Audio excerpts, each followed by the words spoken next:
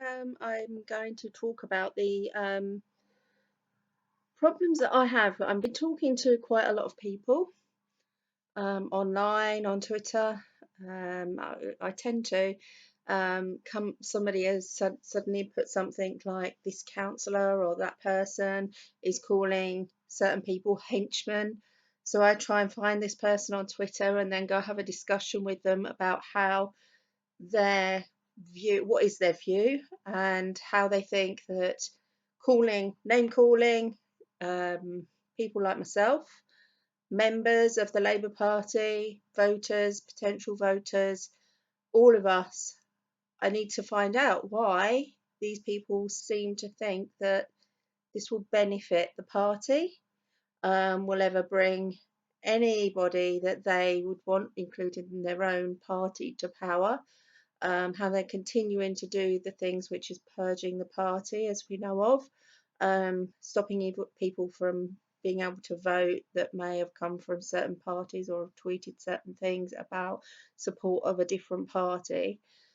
And I just want to understand what goes on behind these people's minds to think that it's okay to be calling people like me henchmen.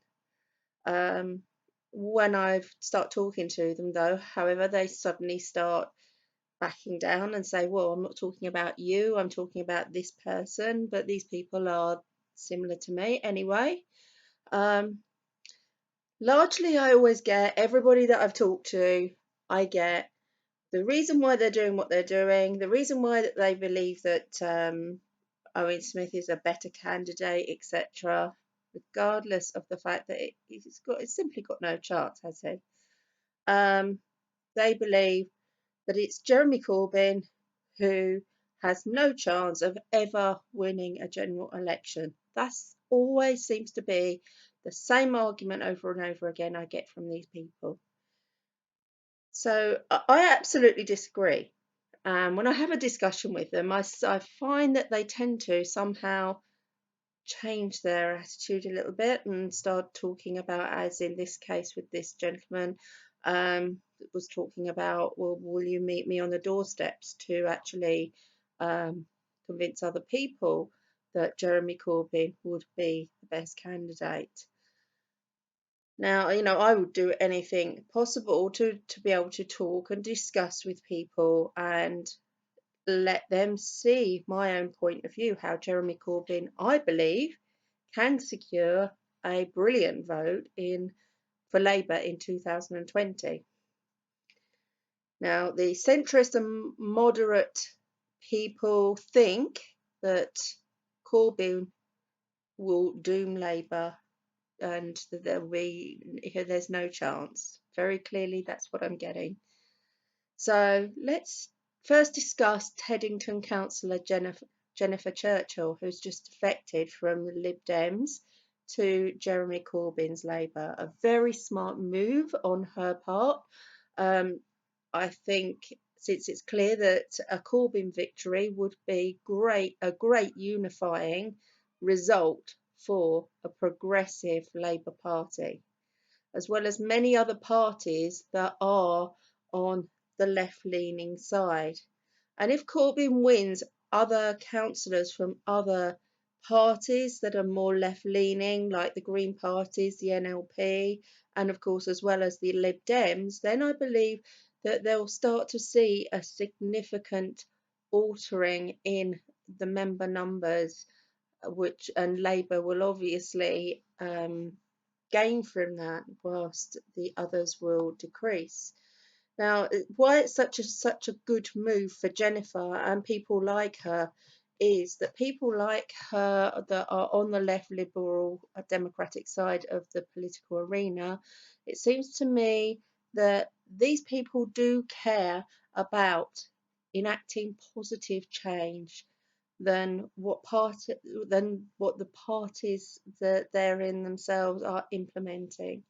And since the start of Corbyn's campaign, the left and similar left-wing parties who have little chance of ever getting to power have, as we see with Jennifer Churchill, started to unite under Jeremy Corbyn's Labour, as they have a common cause and it is common sense that they would make this change.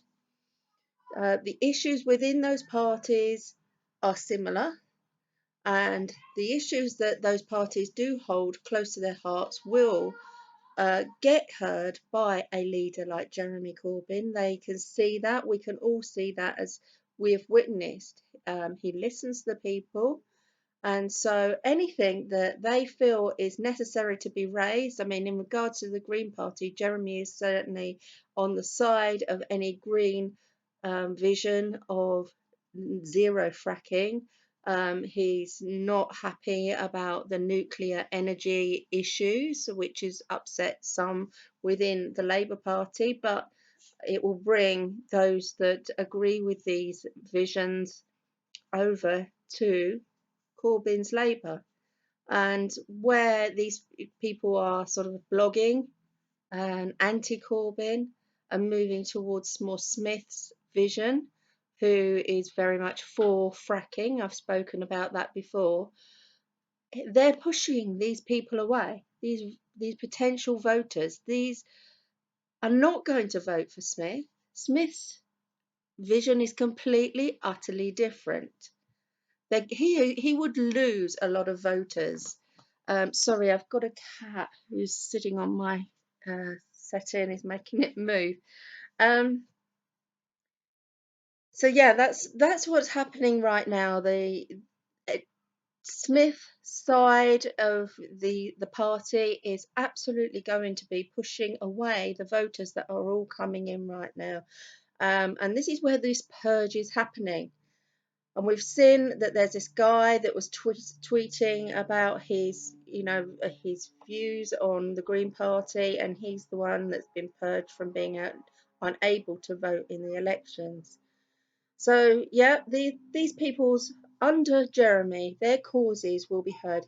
Jeremy listens to the people. That's a fact. We can see that. We can see him holding little old ladies' hands. We can see them all understanding Jeremy's view and vision, and Jeremy understanding theirs, which is amazing. This is what we need. We need to see this kind man doing the kind, understanding within. For a long time, so many people, I think, have felt that they haven't been heard. They certainly don't get heard by the Tory party. And as I've said in a previous video, the Tories have now done enough to win thousands over to Labour, including even centrists and moderates. These people, many of them, are surely only too well aware of how those self-serving career politicians of the Tory party have made ordinary people feel powerless and disenfranchised for so long that the public apathy and weariness has now crept in. Remember also that a third of these registered to vote in the last elections didn't even bother to vote, and that I certainly was one of them. When I was talking to this particular councillor, I was saying, in all of my 50 years, apart from Brexit, maybe one time, probably very early on, I've ever voted. Other than that, I have felt or seen that people actually don't make a difference. I've seen people make their votes, and even though the people that they have voted for have got in, they find once those people are in power, all of the things that they've made promises to happen, all of the things that they've said, I'm going to do this, I'm going to do this, these are my policies. Those policies never come into vision at all. They don't happen, and we all end up feeling, it is just pointless to vote, and that's been my position. So we also remember that all of these people, like myself, have failed to vote, and it's simply that these people haven't been inspired enough. But right now, people like myself clearly are inspired, are super inspired. And in the last election, following years of a Lib Dem emergence, the Conservatives sold themselves as the party for being working people, which got them the votes from poor people who would label themselves middle class. Now, nobody likes to think of themselves as poor, and this is something that I've heard quite a few people saying. I've had somebody um, on my own video talking about how I'm middle class, and they don't like hearing middle class people telling them what to vote and telling them what to do. I've explained my position very clearly. I'm certainly not somebody that I would consider as middle class. My life has not taken a turn that would put me in any kind of category of that kind. I am a mum who has 4 boys. The father of my 2 eldest sons passed away in '97. Um, I have been, I was left with, no housing. I've been on the streets, basically. I've been one of these people down the council because I lost my home. I have been through hell and back with my children. I've got a disabled son. I'm a carer to a disabled son, and caring isn't seen as a job. I may get the small pittance of carer's allowance, but caring isn't actually seen as employment. And it puts you in a position where you are constantly always, seen as the scum of the earth, the same, on benefits. Now, people like me save the government thousands by not putting our children into care, but the problem is then it seems to be that social services see people like myself as struggling, and they try and come in and they do all sorts of things to rip families apart. Now, I've been involved in all of these things, and I've been fighting for people like myself all of my life. I've stood before high court judges. I've done a lot to have to, that would say that I am absolutely not a middle class individual. With the fact that I am artistic and creative doesn't bring in money. It doesn't make people rich. And this is what I've said earlier about people not being recognized for their talents and creativity. These things need to be recognized and brought to the fore so people can lift themselves from this depression and fear and hurt that's going on in the world right now and in this country right now, as the papers speak of people like myself as being sponges and scum of the earth, basically. It doesn't help anybody, and no one is ever going to be lifted. This world, this country is not going to be a better place all the while we're all sitting in judgment of each other. And in particular, my discussion with this other person, I've said, I'm not going to enter into debate with somebody who imposes so many um, personal judgments upon me, somebody this person doesn't even know. My reason for fighting for the things that I do is because I've experienced them. And I'm there. I have struggled. And nobody likes to think of themselves as poor, as I've said, and a lot of people tend to want to think themselves as middle class or better off. Even those in the lower paid jobs and things that are struggling. So, in regards to the Tories, when they finally did get to power, it was PR. The fact that they then implemented another 5 years of bedroom tax, job losses, depression, and austerity. Those self-same people will not be so willing to vote for more of the same of that. This has all been a part of the Tory long-term economic sham which has been going on, and they have well and truly duped the public, and we know that this is the case.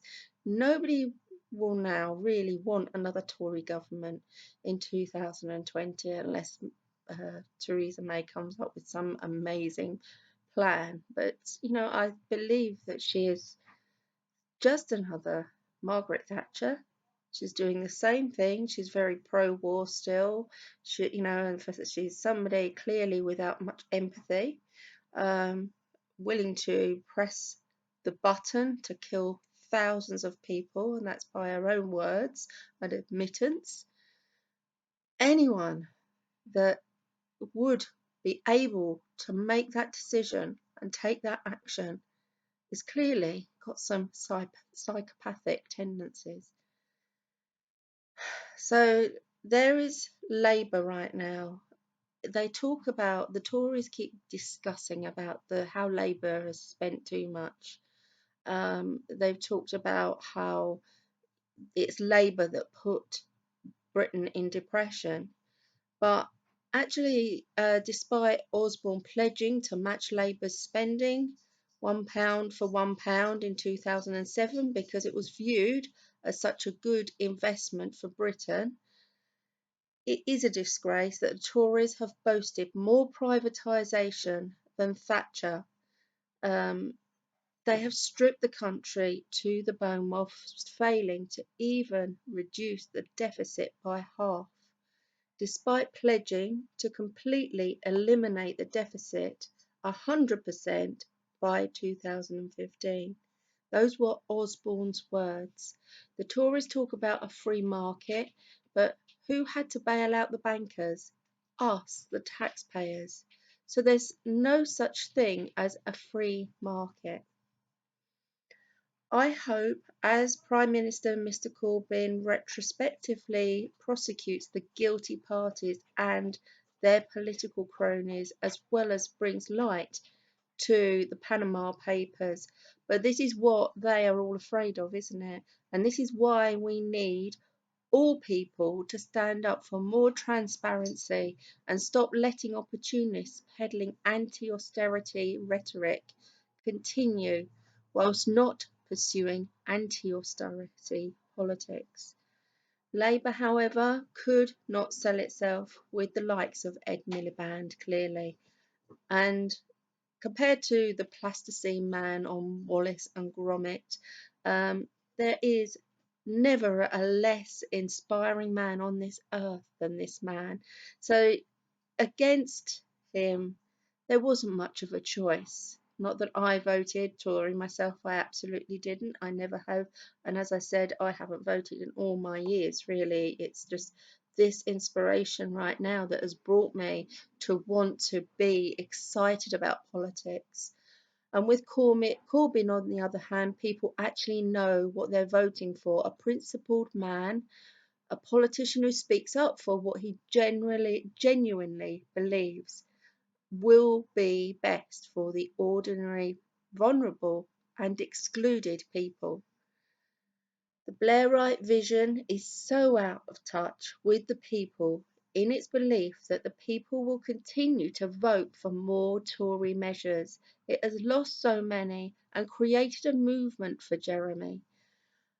Owen Smith continues his very transparent show of switching his vision from an alignment with Tory right-wing agreements infused with "I agree with Jeremy." He is weak. He's another Ed Miliband in the making, and he cannot pull this off. This is why I don't think that the 2020 election will be won by Owen Smith, as he tries to appeal to the already voting centre ground who, in my opinion, has already shifted. This will be won by inspiring the third generation voters who don't vote to get to the didn't vote to get to the polling booths, and I certainly will be one of them. I've already, of course, voted Jeremy and was very, very proud to make that vote. There's a lot of inspiration going on. We feel excited about politics now. We want to get involved. And those at the top of both parties have become corrupt or self-corrupt. And this is why the Blairites pulled away from Corbyn, despite the fact that he has demonstrably shown that he has the ability to inspire so much loyalty. Corbyn wants transparency, and it is a good democratic way to enforce their goodness, or at least correctness, within the ranks. but they don't like this. And the general public can see that we have experienced so much unfair politics and policing, which includes spying on the public to purge them of their votes. We can see this really loud and clear right now, and we like the transparency because it's actually showing us what's right for us and what's wrong. And we're becoming more and more aware that President Obama and ex-Tory leader David Cameron, the lies that they've told as they've ordered arms to be sold within their administrations to countries that we're going to war with. And on the surface, they're always projected this good image of themselves. And this is where we've got to keep realizing that those that actually are not projecting that or being shown as in our media as good people, these are the people we're now starting to see are the ones that they don't want, and so they use the media. We've got to understand this. Right now, there are thousands of homeless people, and I'm not just talking about alcoholic junkies. As I said, I'm a carer to my disabled son, and I too, under a Tory government, have been made homeless. My landlord wanting his home back, and the thing is, it is just unacceptable how so many people, including myself, who has by a court of law actually been viewed as somebody who's articulate, able, capable, intelligent, still these things have happened to me. And if they can happen to me, they'll happen to anybody. I've duly paid for everything that of my experience. I've volunteered and everything. I pay back in my time and in my ability to care. And these things, again, are things that are not viewed as valuable. We're not viewed as valuable people, and we're not valued as human beings. And this is where everything's been going wrong. So now Jeremy Corbyn is talking about building 1 million new homes. In my opinion, maybe not so good for the Greens that they're going to be building on land. So we need to be thinking about how we could do that a little bit different. And I would like to have a chat with Jeremy or anybody about maybe looking at where there's so many empty houses in town centres that have just died away. These places can be turned into new homes.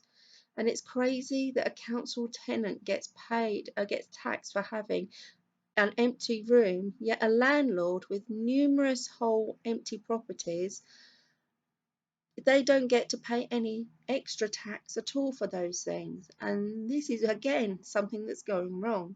The UK sadly seems to have a problem with being able to, where they've built high-rise building estates in the past, they seem to degenerate, and these areas end up with a lot of crime and depression. And again, we get this high-rise route of many years ago, which doesn't work. But then there's Jeremy's vision of being able to value the people, their creativity. Now that's something that can counterbalance these things. And I suppose people, when they're depressed, they're not going to look after their homes. So, we raise the people. This is what needs to happen. This is what socialism isn't all about, isn't it? His solutions is to bring about these community projects, and I can see this working. But as the media smears on Jeremy is so blatant, the man is an extreme revolutionist in the context of the current establishment. This doesn't mean he's not a decent human being. He absolutely is somebody that understands the people, and he's getting it. I have high hopes for him. I have high hopes for him being our leader and changing things. And it's for the people to make the decision to vote Jeremy. Some of the best speeches I've ever heard in history are now coming in at this timeline from Jeremy. And if we actually sit and listen to his words, we might actually understand the reasoning behind why he is the right man right now.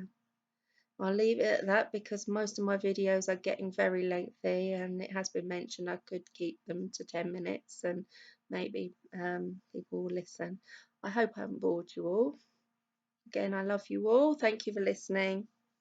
I better get going.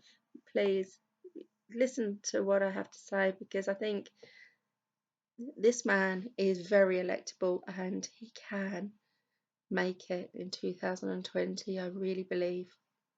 Thanks. Love you. Bye bye.